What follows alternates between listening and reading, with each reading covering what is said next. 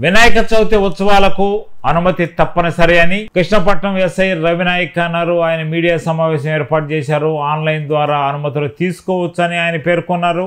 ఎస్ఐని కలిసి పూర్తి వివరాలు ఇవ్వాలని, దానికి బాధ్యత కమిటీ కూడా వివరాలు ఎస్ఐకి ఇవ్వాలని ఆయన పేర్కొన్నారు. విగ్రహాలు పెట్టేవాళ్ళు ఖచ్చితంగా పర్మిషన్ తీసుకోవాలి. ఇప్పుడు ఎక్కడ కూడా తిరగాల్సిన అవసరం లేకుండా వెబ్సైట్ ద్వారానే ఆన్లైన్లోనే పర్మిషన్ ఇవ్వడం జరుగుతుంది. కాబట్టి ప్రతి ఒక్కరు కూడా విగ్రహాలు ఎక్కడైతే ఏర్పాటు చేస్తున్నారో వాళ్ళందరూ కూడా ఆన్లైన్లోనే పర్మిషన్ తీసుకోవాలని కోరుతున్నాము. పర్మిషన్తో పాటుగా విగ్రహము ఎత్తు ఎంత, ఎక్కడ పెడుతున్నారు, అదేవిధంగా ఎప్పుడు నిమజ్జనం, ఏ రూట్లో వెళ్ళడం జరుగుతుంది, అన్ని వివరాలు కూడా ఆన్లైన్లోనే మెన్షన్ చేయాల్సిన అవసరం ఉంటుంది.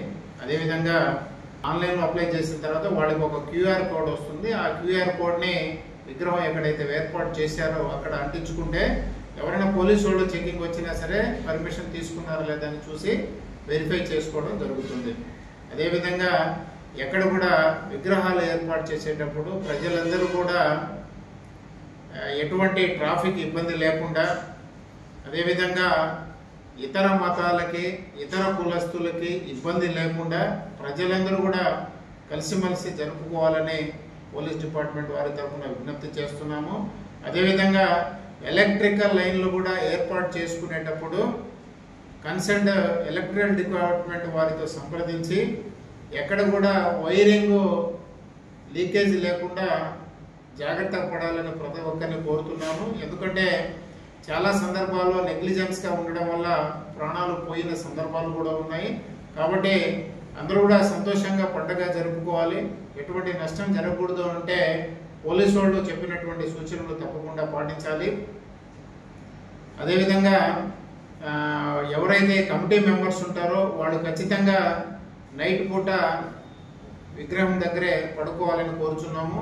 అదేవిధంగా కమిటీ సభ్యులు పూర్తిగా వాళ్ళ ఆధారు, అదేవిధంగా ఫోన్ నెంబరు ఇవి కూడా ఆన్లైన్లో పర్మిషన్ని ఇచ్చేటప్పుడే అప్లోడ్ చేయవలసిందిగా కోరుచున్నాము.